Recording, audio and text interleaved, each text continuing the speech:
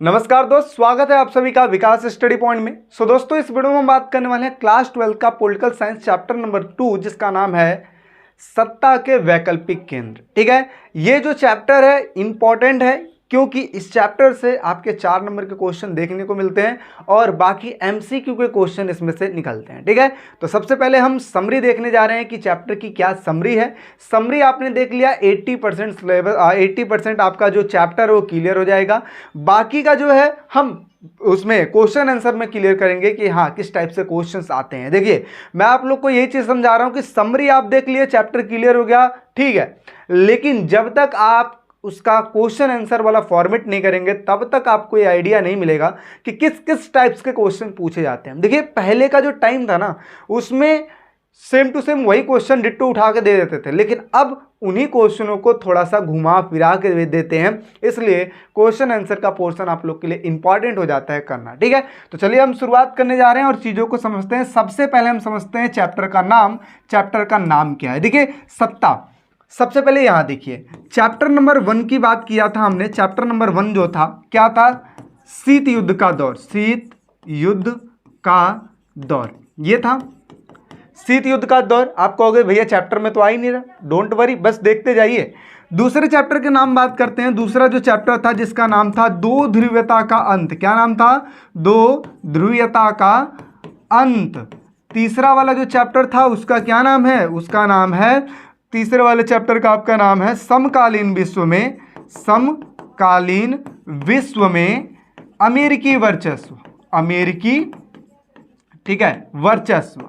ठीक है, आप कहोगे भैया ये भी चैप्टर में नहीं आ रहा है, कोई बात नहीं, बस देखते जाइए। ठीक है, चौथा वाला चैप्टर जिसका नाम है सत्ता के नए केंद्र, सॉरी वैकल्पिक केंद्र। ठीक है, जो कि आपके सामने लिखा हुआ है। ठीक, ध्यान से समझिएगा। पहला वाला चैप्टर था जिसमें मैंने जस्ट इंट्रोडक्शन आप लोग को बताया था। जिन बच्चों ने वीडियो देखी है तो ठीक है, नहीं देखी है दूसरा वाला देखा है, उसमें भी उन लोग को समझ में आया था क्योंकि मैं थोड़ी बहुत चीज़ें उसमें बता दिया था। ठीक है, तो पहला वाला जो चैप्टर था जिसमें हमने ये समझा था कि अमेरिका भी था और कौन था? सोवियत संघ भी था। अमेरिका भी था, सोवियत संघ भी था।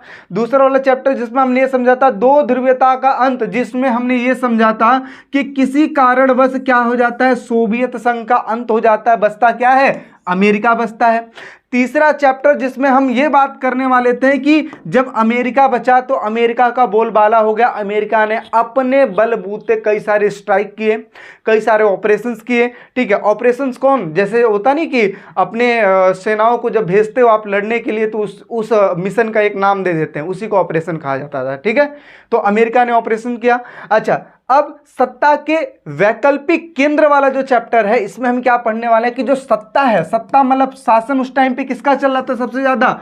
अमेरिका का। किसका चल रहा था? अमेरिका का। ठीक है, अब ये कब की बात की जा रही है? ये बात की जा रही है 1990 के दशक की, मतलब 1990 से लेकर, ठीक है, 2000 के बीच की बात हो रही है। ठीक है, 1990 से लेकर 2000 के बीच की बात हो रही है, जिस टाइम पे अमेरिका का सबसे ज्यादा सत्ता था। अब अमेरिका के मुकाबले कौन कौन से ऐसे देश हैं, कौन कौन से ऐसे संगठन हैं जो अमेरिका को टक्कर दे सकते हैं, इन्हीं सभी चीजों के बारे में हम पढ़ने वाले हैं इस चैप्टर में। कई बार आपसे चैप्टर का नाम भी पूछ लेते हैं, कोई भी आपके प्रिंसिपल, आपके टीचर, कोई भी पूछ सकता है। तो इसी वजह से मैं आपको क्लियर करना चाहता हूं कि सत्ता के वैकल्पिक केंद्र का मतलब क्या है। सत्ता मतलब शासन। शासन उस टाइम पे किसका चल रहा था? अमेरिका का। अमेरिका के मुकाबले कौन कौन से ऐसे देश हैं जो अमेरिका को टक्कर देने के विकल्प में हैं।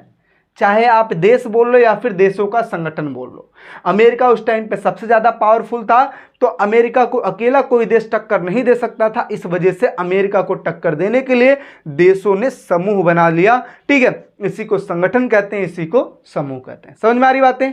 तो हमने क्या क्या अभी तक समझा, पहले इस चीज को समराइज कर लेते हैं। पहला चीज हमने ये देखा, चैप्टर जिसमें शीत युद्ध का दौर वाला चैप्टर था या नहीं था, बस हमने स्टोरी क्या समझा था, क्योंकि ये चैप्टर नहीं आ रहे हैं आपके सीबीएसई बोर्ड में, बाकी अदर बोर्ड में आ रहे हैं, ये भी चैप्टर नहीं आ रहे हैं, लेकिन फिर भी मैंने आपको बताया था शीत युद्ध के दौर में अमेरिका के बारे में पढ़ते हैं, सोवियत संघ के बारे में पढ़ते हैं। दूसरा वाले चैप्टर में हम ये देखते हैं कि सोवियत संघ का किस तरीके से अंत हो गया। तीसरे वाले चैप्टर में हम ये देखते हैं कि अमेरिका का वर्चस्व किस तरीके से बढ़ा। और चौथा वाला जो चैप्टर है सत्ता के वैकल्पिक केंद्र, उसमें हम ये समझते हैं कि अमेरिका के मुकाबले कौन कौन सा देश है जो अमेरिका को टक्कर दे सकता है, कौन कौन सा संगठन है जो अमेरिका को टक्कर दे सकता है। तो इस तरीके से हमने ये समझा इसमें। अब देखिए चैप्टर में हम क्या पढ़ने वाले हैं। सबसे पहला चीज हम पढ़ने वाले हैं, सबसे पहला चीज सत्ता के नए केंद्र कौन से हैं। दूसरा है क्षेत्रीय संगठन तथा इसके उद्देश्य क्या होते हैं। तीसरा हम पढ़ेंगे यूरोपीय संघ। चौथा है आसियान। पांचवा है सार्क। छठा है रूस, चीन और इंडिया, इनके बीच संबंधों के बारे में बात करेंगे, किस तरीके से अपना व्यापार वगैरह कर रहे हैं, इनके बारे में बात करने वाले हैं। चैप्टर हो जाएगा आपका ओवर। समझ में आ रही बात। तो ये चीज़ हमने देखा था। अभी तक लास्ट में हमने ये देखा था कि सोवियत संघ का अंत हो गया, अमेरिका का वर्चस्व हो गया। अब अमेरिका के मुकाबले जो जो देश हैं उनके बारे में हम पढ़ने जा रहे हैं, जो जो संगठन बनाए गए उनके बारे में हम पढ़ने वाले हैं। ठीक है, तो चलिए यहीं पे मैं आपको एक चीज़ क्लियर कर दूं, इसको मैं रफ कर देता हूं। ठीक है, अब यहाँ पे देखिए मैं आपको एक चीज़ समझा देता हूं। सबसे पहले समझिए क्षेत्रीय संगठन क्या होता है।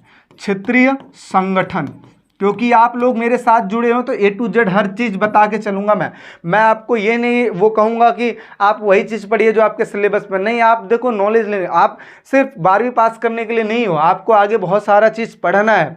तो कुछ कुछ चीज़ें आपको ऑलरेडी पता रहेंगी ना, तो आगे चल के चीज़ें आसान हो सकती हैं। ठीक है, तो क्षेत्रीय संगठन और दूसरा क्या है, अंतर्राष्ट्रीय संगठन। ठीक है, अंतर्राष्ट्रीय संगठन क्या होता है। क्षेत्रीय संगठन वो संगठन होता है जिसमें लिमिटेड देश होते हैं। क्या होते हैं, लिमिटेड कंट्रीज होती हैं। ठीक है, लिमिटेड आप देश बोल लो, कंट्री बोल लो। ठीक है, लिमिटेड देश होते हैं। ठीक है, अच्छा अंतर्राष्ट्रीय संगठन कौन से होते हैं, जिसमें अनलिमिटेड देश हो सकते हैं, या फिर ये कहो कि सारे देश भी हो सकते हैं, या फिर दो या दो से अधिक देश, कितने भी देश हो सकते हैं। इसमें लिमिटेड होते हैं और इसमें कितने भी हो सकते हैं। ठीक है, लिमिटेड देश किसके लिए काम करेंगे। अब मान लेते हैं कोई भी एक एग्जांपल ले लीजिए, जैसे मान लीजिए इसी में से उठा लेते हैं यूरोपीय संघ। यूरोपीय संघ एक प्रकार का संघ बनाया गया है जो कि यूरोप के देशों को मिलाकर बनाया गया है। तो यूरोपीय संघ में कितने देश हैं, 27 देश हैं। अब ये 27 देशों का एक प्रकार का क्या है, क्षेत्रीय संगठन है। क्या है ये, क्षेत्रीय संगठन है। ठीक है, संगठन है। तो ये हो गया क्षेत्रीय संगठन। ठीक है, ऐसे ही पकड़ लेते हैं आसियान को। आसियान में कुल कितने देश हैं, आसियान में आपके 10 देश। ठीक है, तो एक प्रकार का ये भी क्षेत्रीय संगठन है। क्षेत्रीय संगठन का मतलब क्या होता है, जिसमें लिमिटेड कंट्रियां मिलकर एक संघ बना देती हैं, उसी को हम क्षेत्रीय संगठन कहते हैं। ये कंट्रियां आपस में मिलकर एक दूसरे की सहायता करती हैं, जो भी देश इसमें शामिल हुए होते हैं उनकी एक दूसरे की सहायता करती हैं। तो ये होती है क्षेत्रीय संगठन। ठीक है, अंतर्राष्ट्रीय संगठन वो संगठन होते हैं जिसमें ज़्यादा देश शामिल होते हैं और सभी मिलजुल कर आपस में अपना वो करते हैं। ठीक है, जैसे मान लेते हैं फॉर एग्जांपल के लिए यूएनओ। ठीक है, यूनाइटेड नेशन ऑर्गेनाइजेशन, ये पूरे देशों को मिलाकर बनाया गया है, यानी कि इसमें लमसम देखा जाए तो 193 देश शामिल हैं। इसके साथ साथ देखा जाए तो अपना WTO वर्ल्ड ट्रेड ऑर्गेनाइजेशन जो है, ठीक है, WHO, तो इसका मतलब वर्ल्ड हेल्थ ऑर्गेनाइजेशन है। ये W भी है, वर्ल्ड बैंक है। ये वो एजेंसियां हैं जिसमें बहुत सारे देश शामिल हैं। वो किस में आती है, अंतर्राष्ट्रीय संगठन में आती हैं।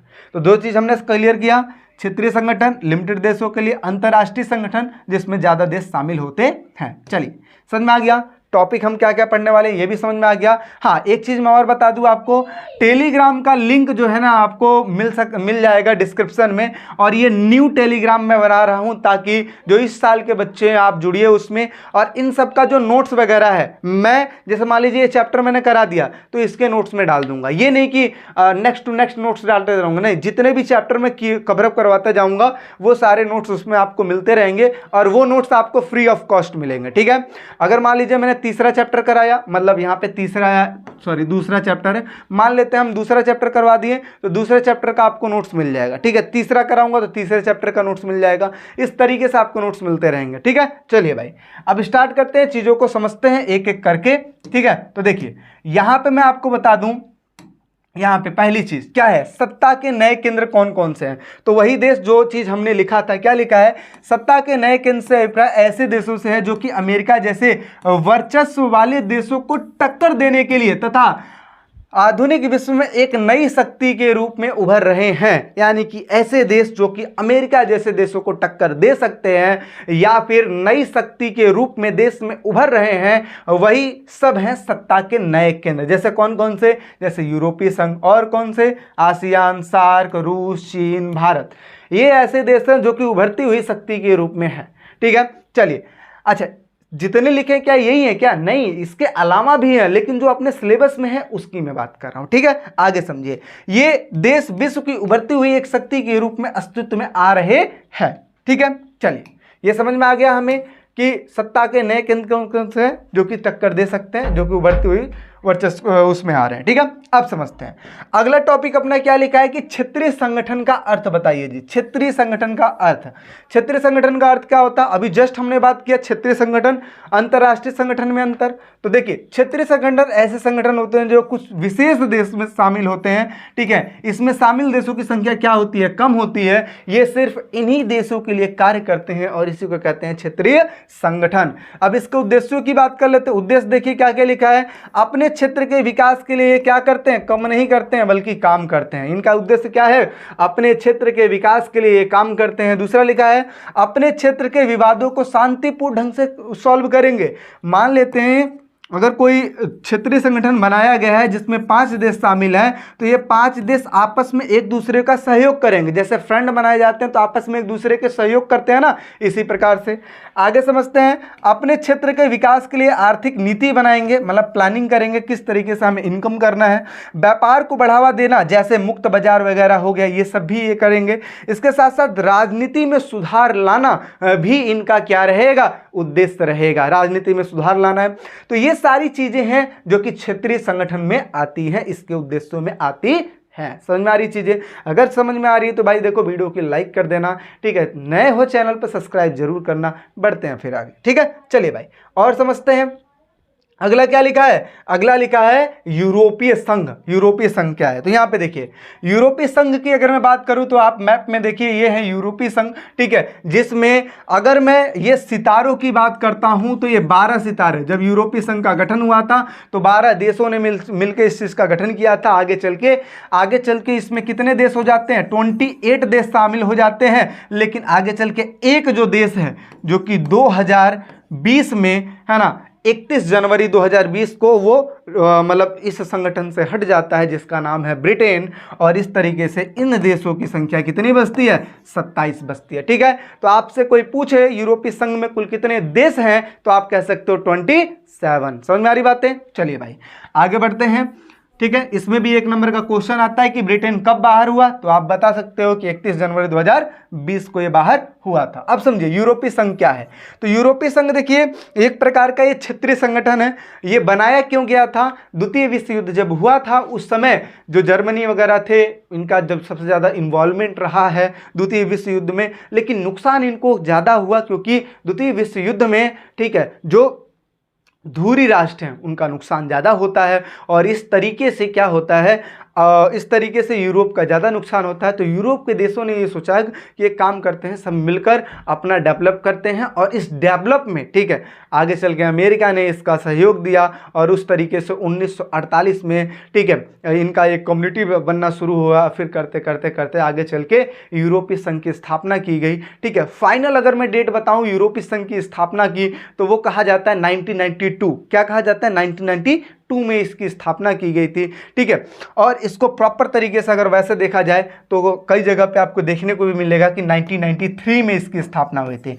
ठीक है, तो आपको क्या करना है, यूरोपीय संघ की स्थापना 1992 में हुई थी, लेकिन इसको सबसे ज़्यादा वैसे देखा जाए तो महत्व कब दिया था? 1993 में दिया गया था। ठीक है, जिस टाइम पे मास्ट्रिक्ट संधि जो लागू की गई थी उस टाइम पे। तो देखिए क्या लिखा है यूरोपीय संघ।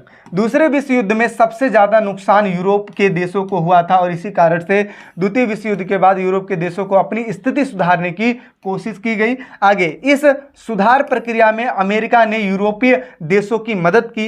यूरोपीय संघ यूरोप के देशों का एक क्षेत्रीय संगठन है। ठीक है, ये तो जस्ट मैंने आपको बताया था। 1948 में अमेरिका द्वारा मार्शल योजना बनाई गई। कब बनाई गई? 1948 में मार्शल योजना बनाई गई, जिसके तहत एक वो बनाया गया, एक संगठन बनाया गया जिसका नाम रखा गया यूरोपीय आर्थिक सहयोग संगठन नाम रखा गया था। ठीक है, और इस तरीके से पहला इसमें कदम उठाया गया इसकी मदद करने के लिए, यूरोप के देशों की मदद करने के लिए, जिसको मार्शल योजना के तहत बनाया गया था। कब? 1948 में। अब यहाँ पे समझिए, यूरोपीय आर्थिक सहयोग संगठन की स्थापना कब की गई थी? 1948 में। और ये क्वेश्चन आ जाता है कितने मार्क्स में? 1 मार्क्स में आ जाता है। जब MCQ क्वेश्चन हम करेंगे तो ये क्वेश्चन डेफिनेटली आएगा ही आएगा। ठीक है, आगे 1949 में यूरोपीय परिषद का गठन किया गया था, यूरोपीय परिषद बनाया गया था, ये भी 1 नंबर में आएगा, तो याद करके रखिएगा। और इसके साथ साथ एक चीज और जिसका नाम है यूरोपीय इकोनॉमिक कम्युनिटी, इसकी भी स्थापना कब की गई थी? स्थापना की गई थी 1957 में की गई थी। समझ में आ रही बातें? ठीक है। और यूरोपीय संघ की स्थापना 1992 में की गई थी। यूरोपीय संघ का अपना एक झंडा भी है, राष्ट्रगान भी है, स्थापना दिवस भी है, अपनी एक मुद्रा भी है। जिस तरीके से भारत की अपनी एक मुद्रा है ना, रुपए, इसी तरीके से इनकी भी अपनी यूरो मुद्रा है। और इसे, ठीक है, थोड़ा सा ऊपर कर लेते हैं इसको, हाँ, इसे शक्तिशाली स्थिति प्रदान करता है। यानी कि ये सारी चीज़ें जो झंडा, राष्ट्रगान, स्थापना दिवस, मुद्रा, ये सारी चीज़ें हैं ना, ये इसको एक शक्तिशाली रूप प्रदान करता है। ठीक है। यूरोपीय संघ का विश्व राजनीति में आर्थिक तथा राजनीतिक, कूटनीति तथा सैनिक महत्व बहुत ज़्यादा है।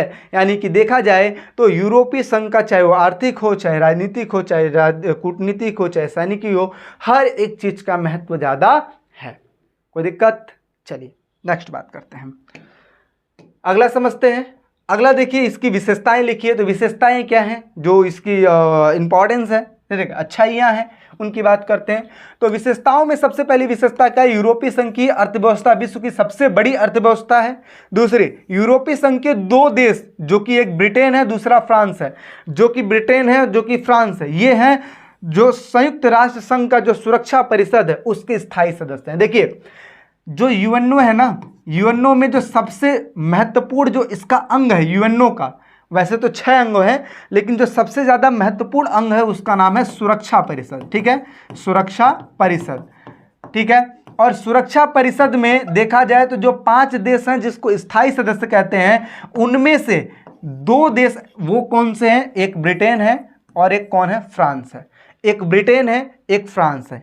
ठीक है, ब्रिटेन फ्रांस है। इसके अलावा अमेरिका हो गया, इसके अलावा रूस हो गया, इसके अलावा चीन हो गया। बाकी 3 देश ये हैं। ठीक है, तो 2 देश जिनका नाम है ब्रिटेन तथा फ्रांस, ठीक है, ये देश सुरक्षा परिषद के स्थायी सदस्य हैं। ठीक है, इससे इसकी इंपॉर्टेंस और बढ़ जाती है। आगे, यूरोपीय संघ के पास विश्व की दूसरी सबसे बड़ी सेना है। यूरो अमेरिका की डॉलर के लिए खतरा बनता जा रहा है। इसका मतलब क्या है? यूरो जो है, जो कि यूरोपीय संघ की जो मुद्रा है, वो अमेरिका के डॉलर के लिए खतरा बनता जा रहा है। क्यों? क्योंकि यूरोपीय संघ की जो मुद्रा है वो बहुत तेजी से ऊपर जा रहा है, इसकी वैल्यू जा रही है, क्योंकि यूरोपीय संघ ज्यादा तरक्की कर रहा है। आगे, विश्व व्यापार में इसकी हिस्सेदारी अमेरिका के मुकाबले देखी जाए तो 3 गुना है। इसके साथ साथ इनके पास परमाणु बम भी बहुत ज़्यादा है।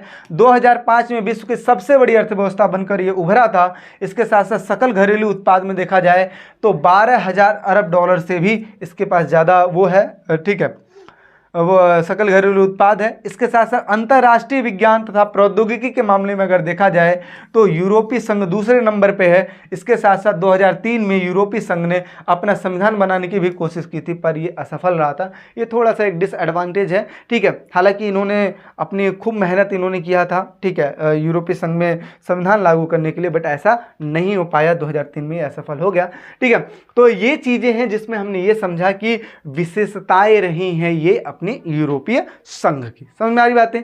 चलिए जी, और थोड़ा सा और बात कर लेते हैं और आगे देख लेते हैं। अब कमियां की बात कर लेते हैं। अच्छाइयां तो हमने बहुत पढ़ ली, अब थोड़ी सी कमियों की भी बात कर लेते हैं। तो देखिए, कमियों में सबसे पहले कमी की बात करें तो नए सदस्यों को शामिल करने को लेकर विवाद। यानी कि पहले कितने देश थे? 12 देश थे। ठीक है, और ये 12 देश कौन से हैं? यही 12 देश है। देखिए, जो सितारे के रूप में है ना, यही 12 देश हैं। ठीक है, तो पहले तो चलो 12 देश थे, लेकिन आगे चल के, ठीक है, इसमें करते करते करते 28 देश हो गए। तो कुछ सदस्यों को ये लगा कि भाई ये खामखा हम शामिल कर रहे हैं, इसमें कोई शामिल करने की जरूरत नहीं है। तो जैसे होता ना आपस में मतभेद हो जाना, इसी प्रकार की स्थितियां हो गई थी। तो नए सदस्य देशों को शामिल करने को लेकर विवाद भी हुआ था। मुद्रा जिसका नाम है यूरो को भी सभी देश मानने के लिए तैयार भी नहीं थे।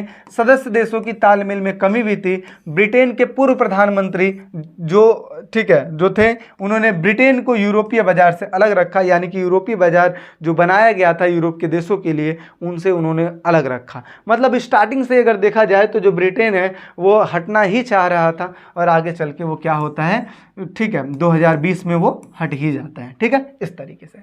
अच्छा, यूरोपीय संघ का विस्तार किस तरीके से हुआ, तो देखिए यूरोपीय संघ निम्नलिखित चरणों के पश्चात अपने अस्तित्व में आया। पहला, यूरोपीय कोयला एवं इस्पात समुदाय भी हुआ। ठीक है, यूरोपीय कोयला तथा इस्पात समुदाय बनाया गया था। कब बनाया गया था? 18 अप्रैल 1951 में। क्यों बनाया गया था? ताकि कोयला तथा इस्पात की सप्लाई की जा सके। आगे, यूरोपीय आर्थिक समुदाय बनाया गया था, जो कि 1948 में बनाया गया था। यूरोपीय मुक्त व्यापार समुदाय बनाया गया था, जो कि ब्रिटेन के प्रयास से बनाया गया था। ठीक है, और ये कब बनाया गया था? 1960 में बनाया गया था। कब बनाया गया था? 1960 में बनाया गया था। इसके साथ साथ यूरोपीय संघ का निर्माण maastricht संधि के द्वारा किया गया था, जो कि 1 नवंबर 1993 को लागू की गई थी, जो कि एकीकृत बाजार का गठन किया गया था। हालांकि देखा जाए तो ऐसा आप बोल सकते हो यूरोपीय संघ का गठन 1992 में हुआ था, लेकिन आगे चल के इसको सबसे ज़्यादा महत्व कब दिया गया? maastricht संधि के द्वारा 1993 में। आप गूगल वगैरह पे चेक करोगे ना तो फटाक से 1993 ही आ जाएगा। ठीक है, लेकिन अगर आप अपने बुक में देखोगे तो 1992 ही उसमें मेंशन किया गया है। ठीक है, तो इस तरीके से देखा जाए तो हमने कमियां की बात की, यूरोपीय संघ के विस्तार का हमने बात कर लिया था। ठीक है, तो ये जो रहा है आपका, ठीक है, ये आपका फर्स्ट पार्ट में रहा है। बाकी जो अपना नेक्स्ट पार्ट आएगा उसमें हम इस चैप्टर को प्रॉपर तरीके से ओवर कर देंगे। ठीक है, जिसमें हम क्या क्या समझेंगे, जिसमें हम आसियान के बारे में समझेंगे। ठीक है, और क्या समझेंगे, इसके अलावा जापान और जो चीन वगैरह है उनके साथ क्या संबंध है, वे सब आपको। अगर भैया सार्क कब पढ़ेंगे, तो जो सार्क वाला जो पोर्सन है ये अपना जो नेक्स्ट जो चैप्टर है उसमें दिया गया है। ठीक है, तो सार्क वाला पोर्शन उसमें कर लेंगे। अदरवाइज देखेंगे कि अगर छोटा मोटा टॉपिक इसमें नीचे डाल के समझा देंगे, ज़्यादा बड़ा टॉपिक नहीं है सार्क का। ठीक है, south Asian association of regional corporation वो आपका करा दिया जाएगा। समझ आ रही बातें? तो अपने फर्स्ट पार्ट में अभी तक इतना ही रखते हैं, बाकी सेकंड जो पार्ट आएगा उसमें हम सारी चीज़ों को कवर करेंगे। ठीक है, फिर मिलते हैं एक नेक्स्ट वीडियो में। फिर टेक केयर, बाय।